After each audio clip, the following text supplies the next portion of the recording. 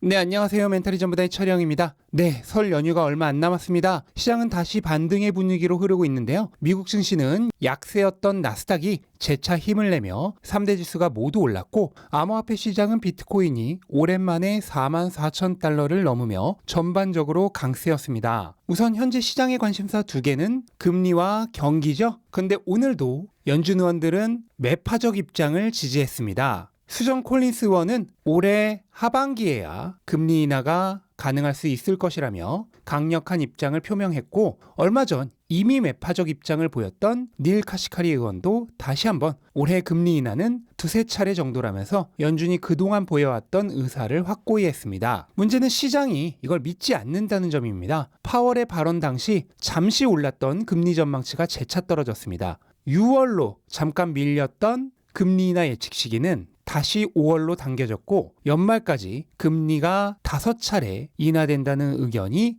더 강해졌습니다. 시장은 여전히 경기에 대해 확신하지 않고 있는 거죠. 얼마 전부터 파산 위기가 불거지고 있는 뉴욕 커뮤니티 뱅코프 역시 제넛 옐런 장관이 상업용 부동산 사태가 과거처럼 큰 문제가 되지 않을 것이란 발언을 한 뒤 오히려 그날만 20% 넘게 폭락했었죠. 시장이 재무부나 연준을 믿지 않고 있다는 증거입니다. 뉴욕 커뮤니티 뱅코프는 오늘 신임 회장 임명으로 일시 반등하기는 했지만 위기는 여전히 끝나지 않았습니다. KBW 지역은행 지수가 최근 일주일간 폭락한 데 이어 뉴욕 커뮤니티 뱅코프가 상승한 오늘조차 추가적으로 하락했습니다. 시장은 여전히 상업용 부동산을 터지기 직전에 시한폭탄처럼 생각하고 있는 것입니다. 상업용 부동산 문제가 본격적으로 터지면 상업용 부동산 대출이 많은 지역은행들은 NYCB처럼 약한 고리부터 터져나가기 시작할 것이고, 연준은 결국 돈 뿌리기 정책을 빠르게 실행할 수밖에 없게 됩니다. 이 경우에는 채권과 금액에 매우 유리한 상황이 펼쳐질 것이며, 반면 주식에게는 경기 위험 증가로 조금 불리한 환경이 될 수 있습니다. 비트코인은 위험 자산이지만 경기 위험 증가와 함께 유동성 확장이 시작될 때 아주 유리한 자산이죠. 비트코인은 기본적으로 화폐 가치 흡수의 역할을 하는 상품 자산입니다. 따라서 통화량 공급과 가격이 지극히 밀접한 관계를 가지게 됩니다. 거기에 이자나 배당이 없기 때문에 저금리 환경에서 상대적으로 매력도가 증가하죠. 실제로 작년 실리콘밸리 은행 등의 연쇄 파산 사태가 일어났을 때 본격적인 상승 랠리를 시작한 것이 바로 비트코인이었습니다. 단순히 이론상의 논리가 아니라 현실에서 입증된 사실인 것입니다. 다만 여기서도 급격한 경기 악화나 빠른 금리 인하라는 시나리오가 아니라 골디락스를 생각해 볼 수 있는데요. 상업용 부동산은 위험하긴 하지만 옐런 장관의 말처럼 컨트롤 가능한 수준에서 펼쳐집니다. 그리고 유동성 확장 역시 급진적이지 않은 수준에서 연착륙 호소인인 파월이 주장하는 것보단 그래도 빠르게 이루어지는 경우입니다. 이렇게 되는 게 모든 자산에게 있어 최고의 시나리오가 되는 것이죠. 그리고 지금 거시경제가 흘러가는 상황은 충분히 그럴 가능성이 높아지고 있습니다. 고용과 경제 성장은 좋고 물가는 잘 내리고 있으며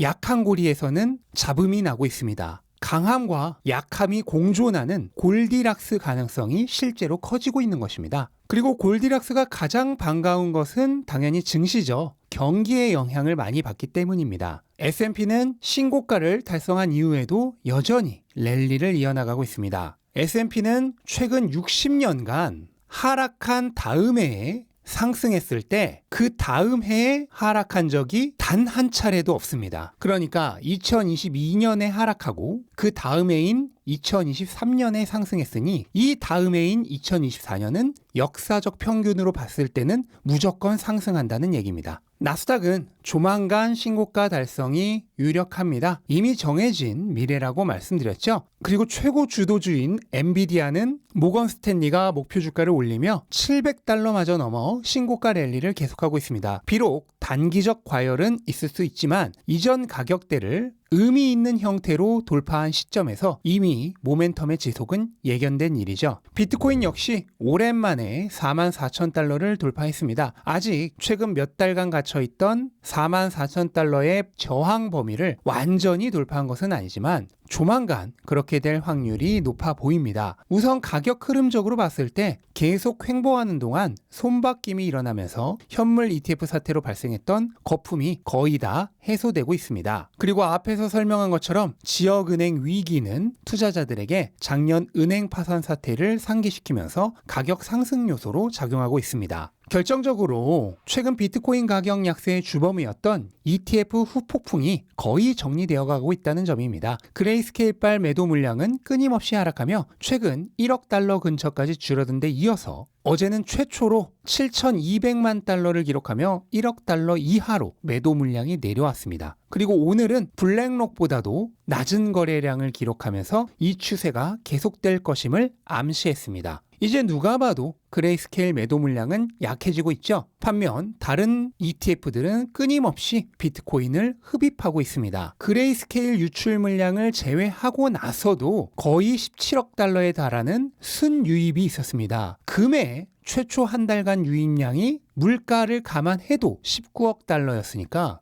거의 따라잡고 있는 것입니다. 중요한 것은 당시 금의 시가총액은 미국 1위 기업의 4배라는 엄청난 크기였고, 반면 비트코인은 반대로 현재 미국 1위 기업의 4분의 1의 크기입니다. 상대적으로 비교하면 16배의 차이죠. 이렇게 훨씬 작은 자산이 몸집이 16배나 큰 금과 거의 같은 수준으로 자금이 유입되고 있는 것이니 이게 얼마나 큰 효과를 불러일으킬지 상상이 가시나요? 그런데 왜 지금까지는 가격이 약세였던 걸까요? 1차적으로 비트코인 가격이 3개월 만에 2배가 오른 영향으로 단기적 차익 실현 물량이 많이 나왔고, 2차적으로는 그레이스케일발 대량의 매도 물량 때문이었죠. 하지만 이제 이 두 가지는 거의 다 정리되어 가고 있습니다. 블랙록과 같은 ETF들은 현재 OTC 장외 시장에서 비트코인을 사고 있는데 이 물량도 영원하지 않습니다. 블랙록 혼자서만 이미 7만 5천 개의 비트코인을 모았고 피델리티를 합치면 14만 개에 육박합니다. 전체 ETF가 구매하는 비트코인은 하루에 평균 5천 개에 달합니다. 반면 하루에 새로 생산되는 비트코인은 겨우 900개에 불과하죠. 그리고 이들 채굴자의 물량이 ETF들이 장외에서 구매하는 비트코인의 구매원입니다. 그런데 이제 조금 있으면 비트코인 반감기가 오면서 이 물량이 하루 900개에서 450개로 줄어듭니다. 팔 수 있는 물량보다 사려는 물량이 거의 10배에 달하게 됩니다. 그리고 장외 시장에 있는 물량마저 다 떨어지고 나면 이제 나머지 9배에 달하는 물량은 시장에서 사야 합니다. ETF들이 이 엄청난 물량을 장외 시장이 아니라 거래소에서 시장가로 사게 될 때 일어날 일을 상상해 보시기 바랍니다. 하루 생산량의 10배에 달하는 비트코인을 시장가로 산다? 상상을 초월하는 일이 벌어질 수 있습니다. 그래서 제가 시간이 얼마 남지 않았다고 계속해서 말씀을 드렸죠. 분명 그때는 가격이 별로 안 좋았기 때문에 또 그냥 흘려들은 분들이 많으실 겁니다. 하지만 이제 가격이 오르기 시작하면서 다시 사람들이 듣기 시작합니다. 실은 가격이 낮아졌을 때 듣고 가격이 오르면 안 들어야 하는데 안타깝게도 현실은 반대입니다. 하지만 걱정하지 마시기 바랍니다. 아직은 시간이 조금 더 남아 있습니다. 시즌적 약세가 완전히 끝나지 않았기 때문이고 비트코인 가격도 다시 조정받을 확률도 얼마든지 남아있죠. 무엇보다